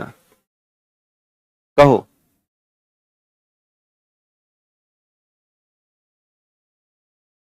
डिफरेंस ये है, बैठो, डिहाइड्रेशन मतलब डायरेक्ट हमारी आंतिया से पानी निकल रहा है, जो आप पिए और वो आपने उल्टी कर दिया, या आपने उसे यूरिन के माध्यम से बाहर कर दिया, ये है डिहाइड्रेशन। ओस्मोसिस या प्लाज्मोलिसिस कोशिका का मामला है, यानी कि ये पानी कोशिका के अंदर घुस चुका है और वो पानी छन के बाहर आ रहा है, समझ रहे ना। और डिहाइड्रेशन मतलब आपने पानी पिया उल्टी मार दिया, तो पानी कोशिका में जा ही नहीं पाया और इसलिए पानी का कमी आ गया, वो डिहाइड्रेशन है। और ओस्मोसिस मतलब आपके अंदर पानी था लेकिन आप क्या हैं, जानबूझ के पानी निकाल रहे हैं त्वचा के मन। चूंकि त्वचा अपनी कैसी है, ये कोशिका से बनी है, कोशिका से बनी पहला लेयर क्या होगा इसका? झिल्ली। अपना पूरा झिल्ली ही तो है प्रॉपर। तो बस आप कहीं हाथ डालो, आपको हमको दिख नहीं रहा है लेकिन इसमें छोटे छोटे पोर्स, छिद्र बने हुए हैं। पसीना कैसे निकल रहा है? पसीना कैसे निकल रहा है? झिल्ली से नहीं निकलता है पसीना, रोम छिद्रों से, जहां पे रोए लगे ना उसके बगल से निकल रहा है। श्वेत ग्रंथियां होती हैं और उससे निकलता है, झिल्ली से नहीं निकलता। ठीक है, झिल्ली से आमतौर पर जब आप कभी हाई कंसंट्रेशन में जाएंगे, मान लो कि आपकी मर्जी है, जैसे रसगुल्ला देखो, रसगुल्ला डुबो दिया गया चाशनी में, आप महीनों महीने चाशनी में रसगुल्ला डुबो के रखो, कोई असर नहीं होगा। और जरा सा ऊपर करो, सफेद सफेद फफूंदी आ जाएगी। क्यों? क्योंकि जैसे ऊपर किए तत्काल वो हाई कंसंट्रेशन ऊपर आया और उस पर फफूंद आ गए। आपको करना कुछ नहीं है, ऐसे डुबो देना है। डुबो दिए तो उस पर जो फफूंद थे वो थे फंगस, और फंगस में था रसधानी, और उसका सारा पानी निकल कहां चला गया? सीढ़े में। वो फंगस मर गया। अचार के साथ यही करते हो, जरा सा सफेद सफेद देखे, अम्मा ने क्या किया, उस पर तेल डाल दिया और नमक डाल दिया, अचार डूब गया। अचार डूब गया, सफेदी उसकी गायब। डरना ही नहीं है, क्योंकि आपने सफेदी को बर्बाद कर दिया। कारण कि हाई कंसंट्रेशन है तेल, इसलिए जितने डिब्बा बंद खाद्य पदार्थ हैं वो सब आप देखिएगा कि रसगुल्ला है, अचार है, सब पूरा चाशनी से डूबे रहते हैं। अचार है, तेल से एकदम डूबा रहेगा। ये कंपनियां कभी सूखा आपको अचार बिकती हुई नहीं दिखेंगी। सूखा अचार खाली अपने घर पे बनता है। जो आम का सूखा अचार बड़ा फेमस है यूपी और बिहार में, वो अपने घर पे बनता है, लेकिन उसके लिए भी आप डांटे जाओगे कि गंदे हाथ से मत छुओ, डब्बा खोल के मत रखो, नहीं तो खराब ही जाएगा, है ना। तो ये पूरी कहानी है।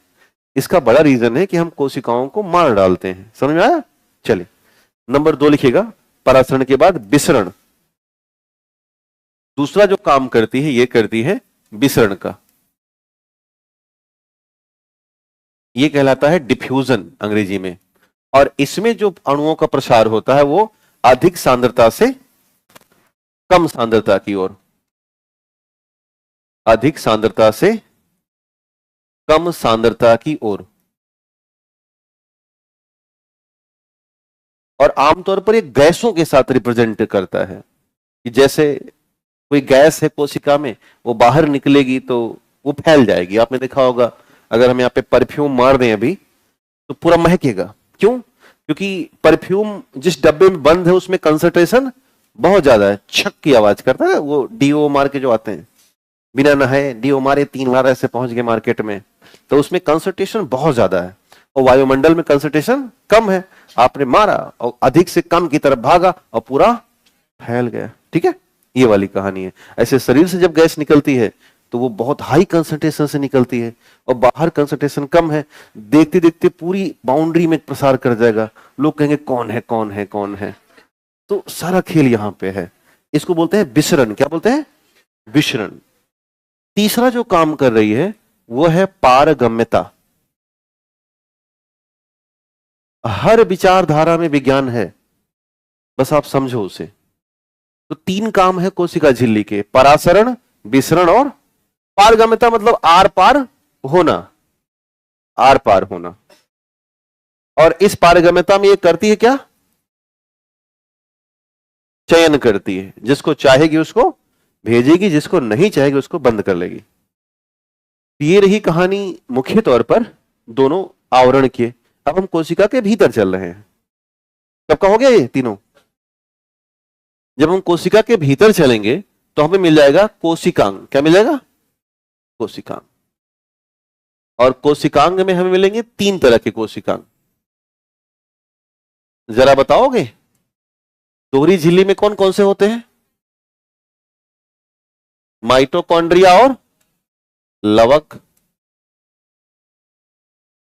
और एकल झिल्ली के नाम बिना देखे बताओ।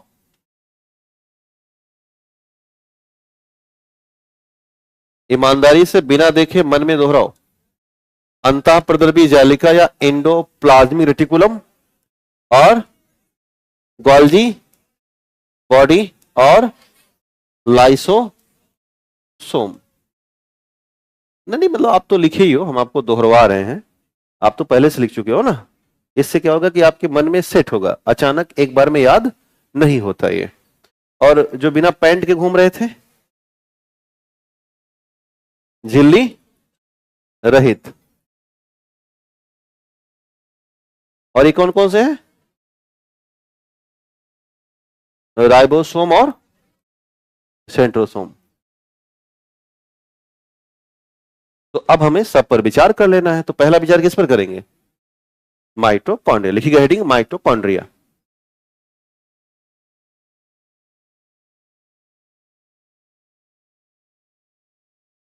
माइटोकॉन्ड्रिया।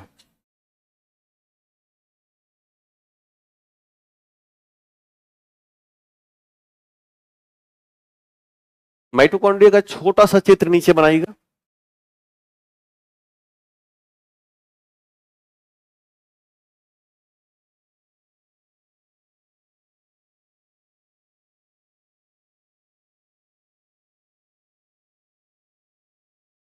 ये दो दोहरी झिल्ली का है ना, तो दोहरी झिल्ली का 2 झिल्ली दिखेगी। एक बाह्य झिल्ली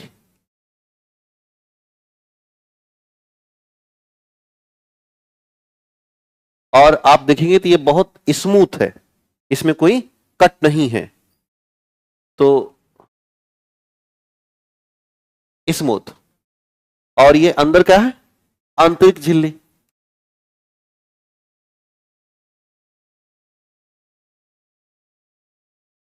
और आंतरिक झिल्ली देखिएगा तो इसमें जैसे अंगुली नुमा संरचना दिख रही है, थोड़ा उठा थोड़ा बैठा, है ना, कट कट का निशान। इस वाले हिस्से को बोलते हैं क्रिस्टी।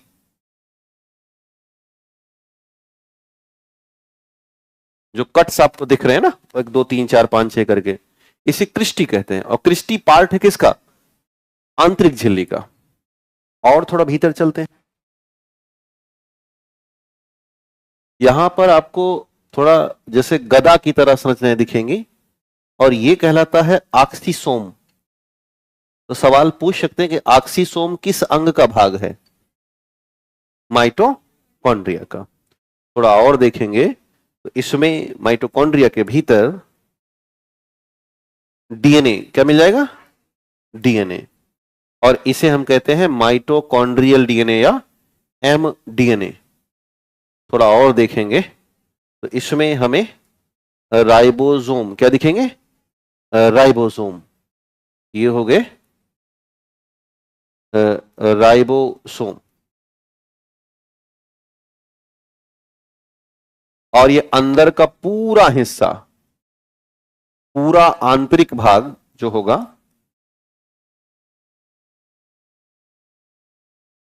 इसे कहा जाता है मैट्रिक्स। क्या कहेंगे? यानी कि मैट्रिक्स के भीतर अगर झांक के देखा जाए तो इसमें हमें डीएनए भी मिलेगा, प्लस में ऑक्सीसोम भी दिखाई दे जाएगा, और प्लस में राइबोसोम भी दिखाई दे जाएगा। तो ये एक संरचना है माइटोकॉन्ड्रिया की। तो सवाल आता है क्या माइटोकॉन्ड्रिया में डीएनए होता है? ऑक्सीसोम किसका भाग है? क्या माइटोकॉन्ड्रिया में राइबोसोम होता है? माइटोकॉन्ड्रिया की आंतरिक संरचना को पूरी रूप से क्या कहते हैं? मैट्रिक्स। और जो उंगली नुमा हिस्सा उसे क्या कहते हैं? क्रिस्टी। क्या कहेंगे? क्रिस्टी। माइटोकॉन्ड्रिया में कितनी झिल्ली होती है? कौन सी झिल्ली रफनुमा है? आंतरिक। खुरदुरी कौन सी है? आंतरिक। और कौन सी चिकनी है? बाय। तो चित्र से परिचय हो गया, कोई दिक्कत तो नहीं है ना? ठीक।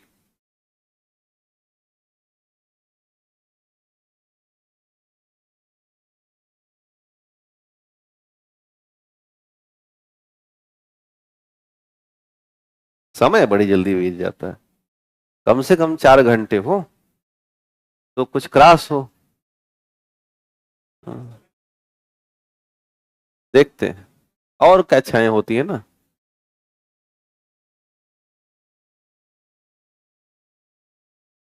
बन गया भैया? लिखिएगा, अब नई लाइंस लिखिएगा।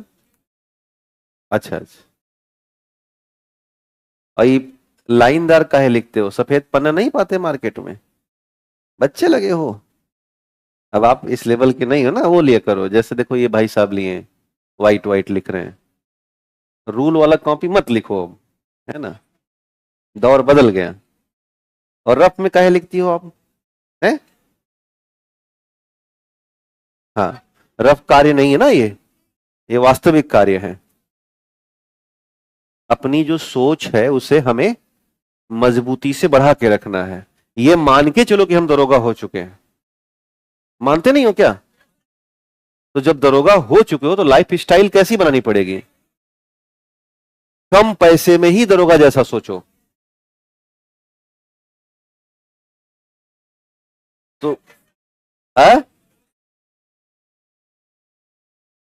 सैलरी चाहिए।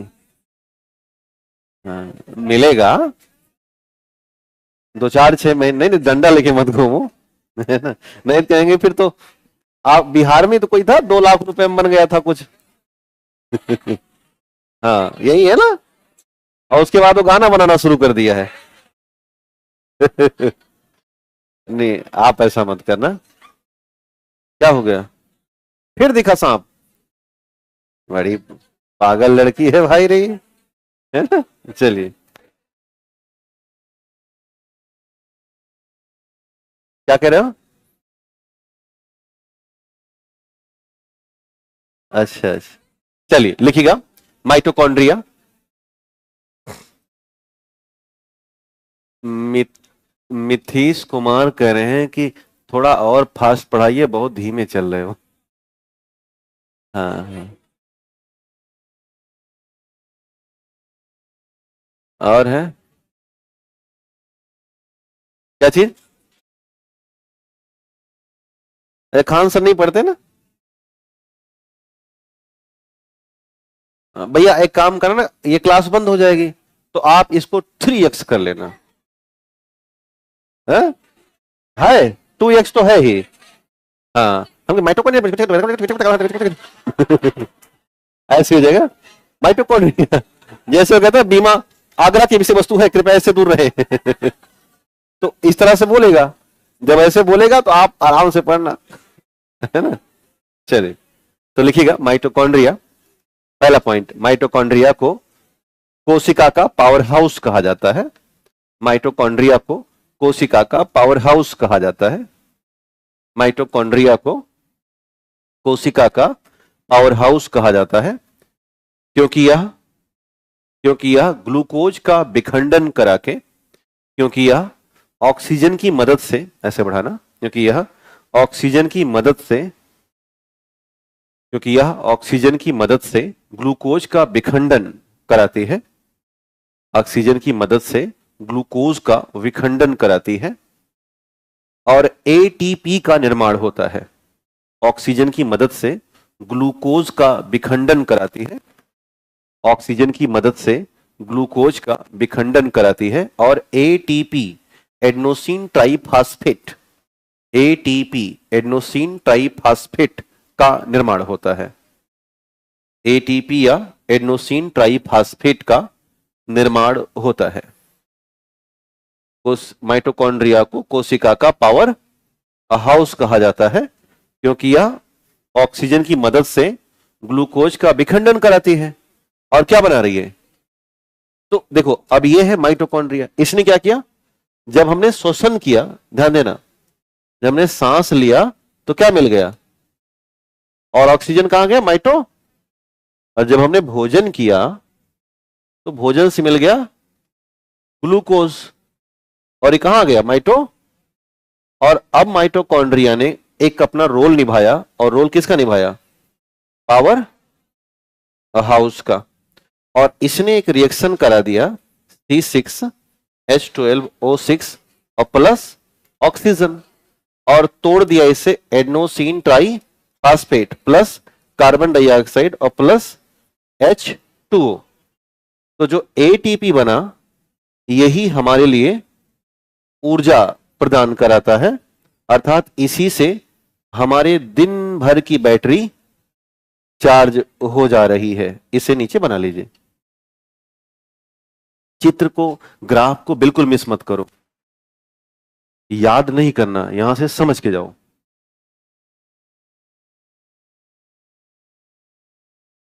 सांस लेंगे तो ऑक्सीजन मिलेगा, भोजन करेंगे तो ग्लूकोज मिलेगा। दोनों को लाके तोड़ना कहां पर है? माइटोकॉन्ड्रिया में।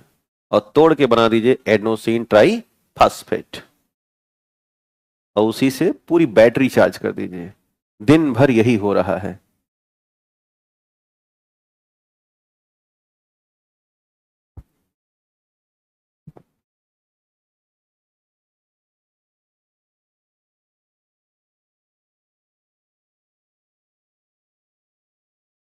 हो गया भैया?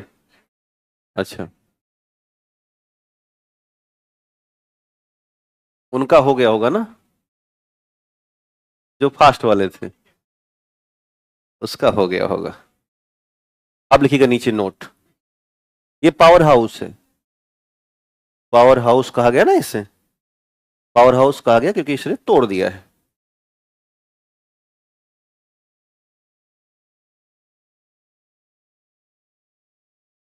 एटीपी हमने वही तो लिखा है ना, हाँ एटीपी।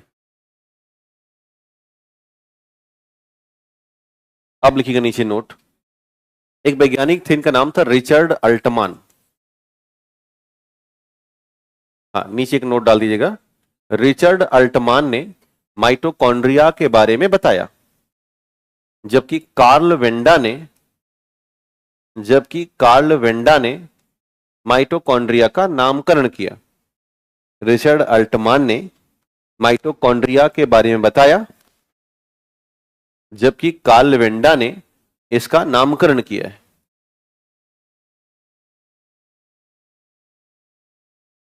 कार्ल वेंडा ने इसका नामकरण किया हुआ है।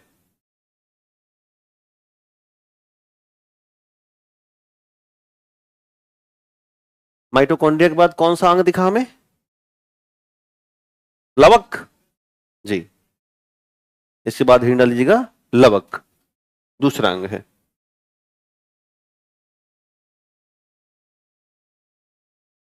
लवक को अंग्रेजी भाषा में कहते हैं प्लास्टिड।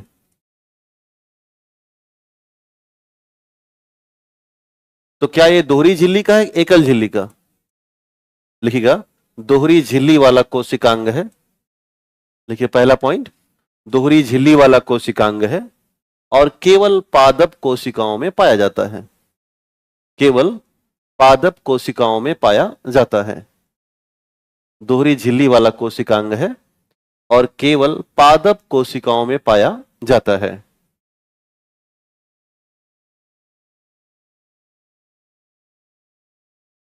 देखिएगा, हैकल ने लवकों की खोज की थी। हैकल ने लवकों की खोज की थी, जबकि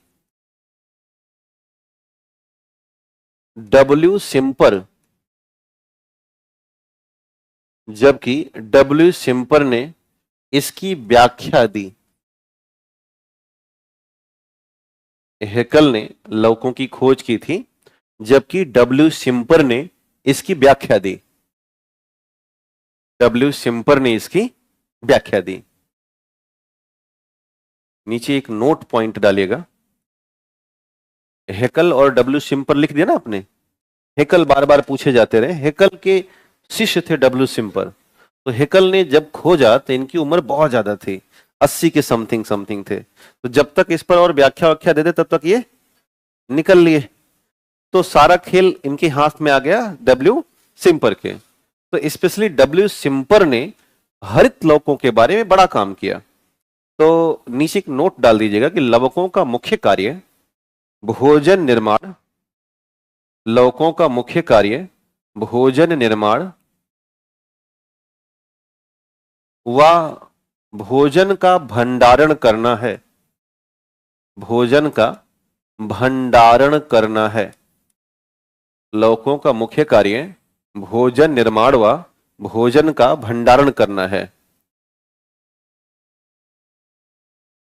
और यह कुल 3 प्रकार के होते हैं। और यह कुल 3 प्रकार के होते हैं। 3 प्रकार कौन से हैं उनको एक बार देख लेते हैं। तो ऐसे लवक लिख करके अब इनको 3 भागों में बांट दीजिएगा। एक होते हैं हरित लवक, इसे कहा जाता है क्लोरोप्लास्ट। तो पहला हिस्सा बांटिएगा हरित लवक या क्लोरोप्लास्ट। दूसरे होते हैं वर्णी लवक, इन्हें हम कहते हैं क्रोमोप्लास्ट।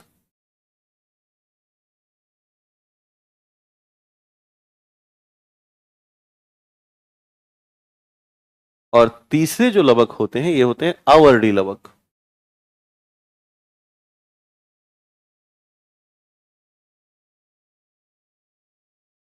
इन्हें कहा जाता है ल्यूकोप्लास्ट।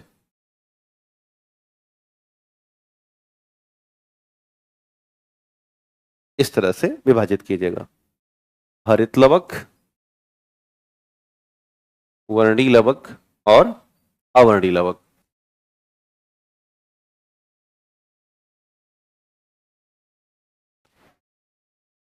तो हरित लवक का नाम से क्लियर है कि क्या करेंगे, प्रकाश संश्लेषण में। तो पॉइंट डाल देना कि प्रकाश संश्लेषण में मदद करते हैं,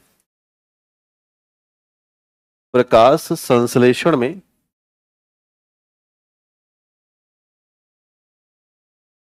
मदद।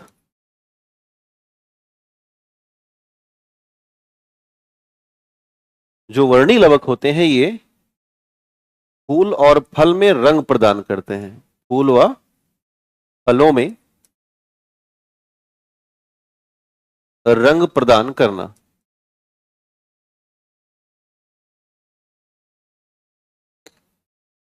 जो अवर्णी लवक होते हैं ये सूर्य के प्रकाश से दूर होते हैं।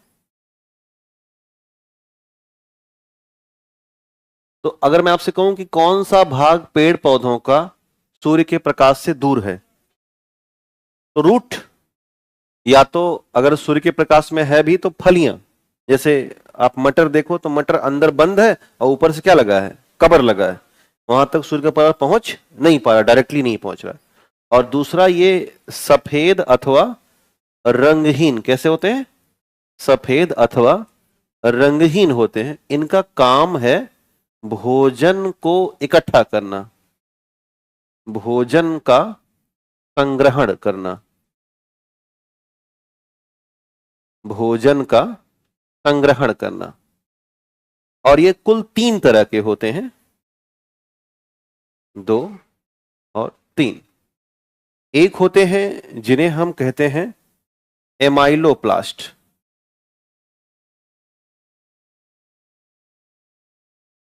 और जो एमाइलोप्लास्ट होते हैं ये स्टार्च का संग्रहण करते हैं, जैसे आलू में मिलेंगे।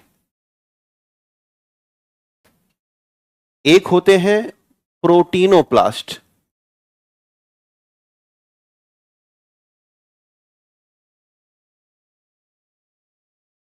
और जितनी भी दाल है उसमें क्या होता है, प्रोटीन। इनका काम क्या है, प्रोटीन का संग्रहण करना।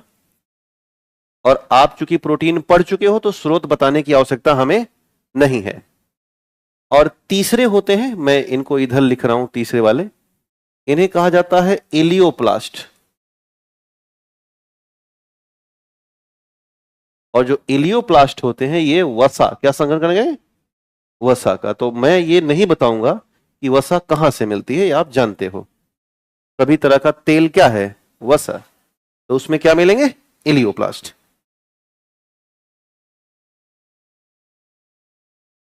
तो 3 हिस्से में उसे बांट करके अब आ जाइए फिर से किसकी तरफ, हरित लवक की तरफ। हाँ, समय हो गया, कैसे हो जाता है समय। चलिए, तो अब आज यहीं पर रोक लेते हैं, इसको बता दें क्या, बस 2 मिनट की कहानी है। ठीक, देखो, हरित लवक जो होते हैं इनका आकार कुछ ऐसा होता है जिसमें 2 भाग पाए जाएंगे, ग्रेना और स्ट्रोमा। क्या होंगे, ये जो हिस्सा दिख रहा है यही दोनों ग्रेना और स्ट्रोमा होते हैं। ये हिस्सा स्ट्रोमा है और ये हिस्सा ग्रेना है। ध्यान देना, ग्रेना जैसे आपको दिख रहा है कि सिक्के के ऊपर क्या रखा गया है, सिक्का, 3 4 5 6 सिक्का आपने रख दिया। अगर इसमें से हम एक सिक्का बाहर निकाल दें, इसे कहा जाता है थैलोक्वाइड। क्या बोलेंगे, थैलोक्वाइड। और इस सिक्के को और अगर जूम करके देखेंगे ऐसे बड़ा सा बना के, तो इस सिक्के पर छोटे छोटे पार्टिकल ऐसे दिखाई देंगे, और इन पार्टिकल को कहा जाता है क्वांटासोम। क्या बोलेंगे, क्वांटासोम। और इसी क्वांटासोम के भीतर में मिलता है क्लोरोफिल। क्या मिल जाएगा, याद आ रहा है नाम, क्लोरोफिल। और यही कराता है प्रकाश। तो सोचो, क्लोरोफिल से बड़ा क्या होगा, क्वांटासोम, और क्वांटासोम से बड़ा क्या होगा, और थैलोक्वाइड से बड़ा, और ग्रेना से बड़ा हरित लवक। तो ये क्रम है इसका, है ना। स्ट्रोमा एक हिस्सा है, वो मुख्य हिस्सा नहीं है। मुख्य हिस्सा कौन सा है, ग्रेना। तो ये बनाना है। तो अगर एग्जाम में आया कि किसी भी हरित लवक का सबसे छोटा हिस्सा तो क्या कहेंगे? क्वांटासोम। नहीं, ये जो क्लोरोफिल हिस्सा नहीं है, ये उसके भीतर पाया जाता है। सबसे छोटा हिस्सा क्या कहलाएगा? क्वांटासोम। इसलिए इसे बोलते हैं क्रियात्मक और संरचनात्मक इकाई। हरित लवकों की क्रियात्मक और, तो नीचे लिख देना कि क्वांटासोम हरित लवकों की क्रियात्मक और संरचनात्मक इकाई है। नीचे एक लाइन से लिख देना, क्वांटासोम हरित लवकों की क्रियात्मक और संरचनात्मक इकाई है। क्रियात्मक और संरचनात्मक इकाई है। तो बात समझ में आई? आज की कक्षा यहीं तक रखते हैं और कल हम बातचीत करेंगे एकल झिल्ली वाले और बिना झिल्ली वाले। तो कल लगभग ये टॉपिक समापन की तरफ होगा। Thank you. हाँ, कितने से? 4:30 से। कौन लेगा? कल की क्लास 4:30 से है ना? और शायद मैं ही लूंगा ना। अब देखा जाएगा जो भी लेगा। मतलब आना आपको कितना है? 4:30 बजे। Thank you. क्या भैया? यहाँ एसी में टेस्ट कब होगा? एक लिस्ट बता दिया करो ना यहाँ पे। अच्छा, मेरा मैं बिना बताए ले लूंगा। बन गया, जब मन करेगा ले लूंगा। ठीक है, जाइए आराम से। कल 4:30 बजे आना है, ठीक है? इसी क्लास में आना है, इसी में इंद्री। Thank you. नहीं, अभी जाना नहीं है ना। अभी तो सर आ ही रहे हैं ना। मतलब जा कहाँ रहे हो? जाने मतलब पानी पीने के लिए।